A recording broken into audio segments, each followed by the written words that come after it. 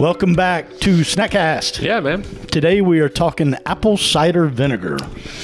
ACV. There's a ton of stuff online about this. And, you know, some people claim it's a miracle agent. You know, other people, they want to talk about it's bad for your teeth or maybe bad for your skin. But it actually turns out that it clinically does a lot of things. Right. Well, I'll get into my personal aspect. Why don't you start with the clinical aspect of things? So, clinically speaking, so when I say clinically speaking, there's either been something published to PubMed, there's been a random controlled test, there's been something, right? It's not just some internet blogger that threw something out on the Did a internet. Snackcast. Yeah. Right. So the list of research-backed things, it does increase fat burning in the human body. Hello, America. Right. It can help lower blood pressure. That's interesting. It lowers glucose and insulin levels after a meal. That's been proven, I heard. Yep. Yep. It increases satiation, so you feel full faster. Coupled with a ketogenic diet is probably your double-barreled shotgun in that instance, because it's too long for right now, but there's evidence that sugar prevents us from feeling satiated. Oh, I think I've mentioned before, I want to write a book on that. You know, it's not your fault you're obese, it's what you eat. I mean, it's basically, it's proven. I mean, it's beyond a shadow of a doubt. I think there's satiation, I think there's mineral and vitamin uptake that you're not getting because of the crap you eat. Again, you're hungry because you're starving to death. Dude, you put me down with a burrito and refried beans and Mexican rice and some corn chips and salsa, I will finish whatever's on the table. Right. You give me 2 eggs and 2 hamburger patties, I can't. You're done. I'm like, oh, I don't want any more. So, satiation is a really weird thing. If you've never experimented with cutting out or eliminating certain foods in a meal, that's real. You eat nothing but proteins and you're full like that. So anyways, the last thing on this list is fatty liver. Okay. So think alcoholic fatty liver and non-alcoholic fatty liver, which leads to liver disease. So, you know, some pretty big things that have clinically been proven to matter. And I'll close out kind of my segment before we. So that's all the upside of the clinically. Well, what's the downside? So there's some tests about or thoughts about clinically. There was one girl that. She had adverse side effects, but she was doing 250 milliliters a day. Ooh, that's a lot. That's a lot. The recommended supplementation is 15 milliliters a day. So I think a lot of people dilute it to take it as a supplement. They throw it in water or something. And, you know, I'm sure you don't want to gargle with it and let it sit on your teeth.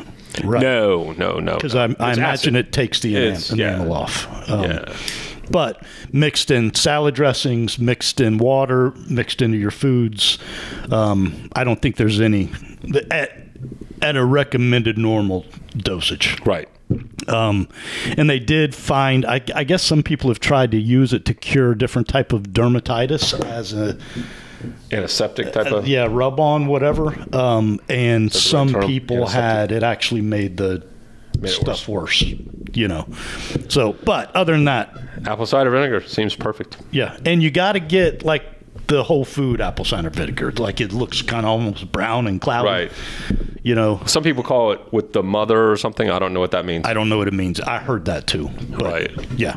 So the one thing that I don't believe there's any clinical research yet, but there's a lot of coming. What do you call it? One-off experiential data. Yeah. So why don't you lead the way on that? Acid reflux, GERD, heartburn. The studies show that, and I say studies, people believe that 80 to 90% of the people that are out there actually suffer from low stomach acid, which is why you get these things, heartburn, GERD, reflux, right? The stomach is trying to compensate. The flap down here doesn't close properly because the pH in the stomach isn't high enough. It's almost like a sensor. When the pH in the stomach gets high enough, boom, the flap closes. So a lot of people actually have low hydrochloric acid, and the acid reflux actually shoots up the esophagus when you eat, causing heartburn, right? Stomach's trying to do everything in its power in order to digest food, which is around, like you can imagine, a little cocktail, right? So that's what the stomach's trying to do.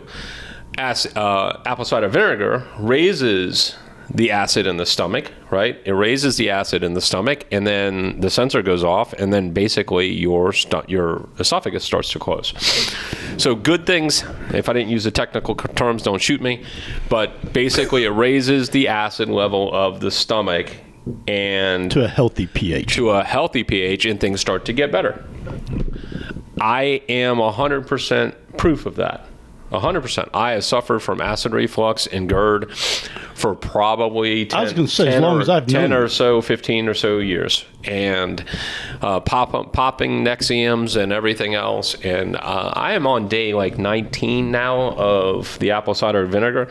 I've tried going cold turkey on antacids and on Nexiums and everything else, and it always seems to rear its ugly head.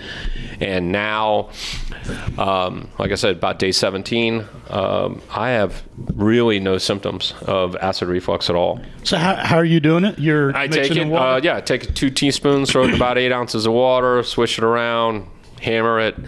I started with three times a day, and I think I'm down to like 2 times a day now. Wash my mouth out afterwards just in case there's some. I don't think that it could take your enamel off. I think enamel's pretty strong if it fits well. We talked about that. It lives in saliva 24/7. Right. The enamel is good if your body's good, I think. But if your body's bad, your enamel's bad. Anyway, the acid reflux, you sense every once in a while. It's almost like you can use it as a immediate relief too, which is really weird. That's one of the things well, it was actually Dr. Ken Berry. He said he battled with heartburn, GERD, whatever you call it. And I think he said that he just took it when it flared up. Yeah, so that was what I did. I actually took it 3 times a day. I took it right before a meal, help your food digest a little bit more. If it does all those other things about insulin, what a benefit that is, right?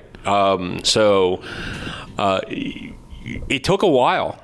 To say it happened immediately, I think that's probably why a lot of people give up on it, because it doesn't happen right away. Yeah. You're probably going to suffer up and down which is 6 or 7 days of getting through this before it actually starts to get better, and you can't go back to your old reliable Alka-Seltzer, antacids, or Nexiums or Prilosec or any of that stuff. You can't be depleting the acid while you're trying to increase the acid. So, scale of 1 to 10, how would you say your heartburn was pre-ACV?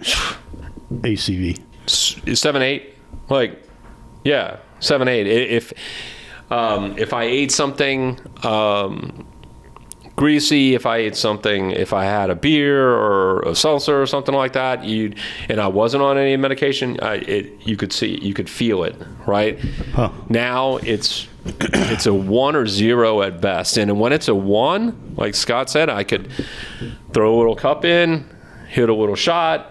You're good to go. It's gone. So for clarity, I do think Dr. Ken Berry said that he was doing it 3 times a day like you, but when it flared, he would take more.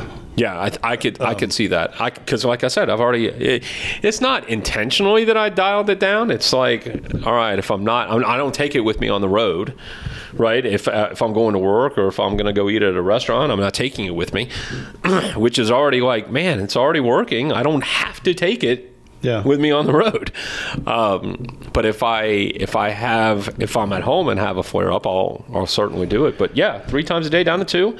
I can imagine even going to 1. So you mentioned to me before that you were maybe going to or had started with the little tablets that you can buy, the gel caps of the apple cider. I didn't start with those. No, I actually started with the liquid. But I think there are gel caps for people who really can't take. Well, let me speak to that.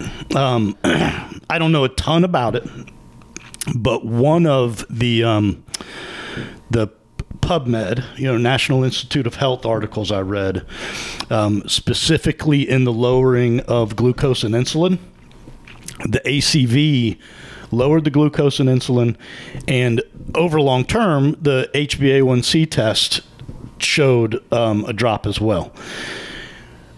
On a group that they did the gel caps, I'll call them the whatever you would buy in a bottle, of pills, they actually saw the HbA1c and the glucose levels go slightly up. Wow. So I don't know if it's in the gel cap. It could be in the encapsulation itself. Yeah. I mean, you could imagine whatever has got to be there has got to be strong enough to encapsulate acid. Yeah. It's probably not a good Are they thing. using a diluted? Again, we mentioned the mother. It needs to have the mother in it. I feel like I'm, right. I don't know what that is. Out of the Matrix or something. Mother. Right. Neo. But I imagine, like you said, whatever it's encapsulating has to be less acidic than what it's holding. Yeah. Or it's liquid in the box. Yeah. So I would say if you're going to try it, I would go buy the bottle of, I think it's called Bragg's. I think is one of the big Bragg's ones. Is one of, there's a few. And if you're not sure how to dose that stuff, I know but if you have kids and you've ever bought the children's Benadryl or children's, comes with a little cap, the little plastic cups, we have I think about 864. You probably in our pantry at home. So I just keep one of those whenever I'm supplementing anything that's measured in milliliters. Those little cups are great.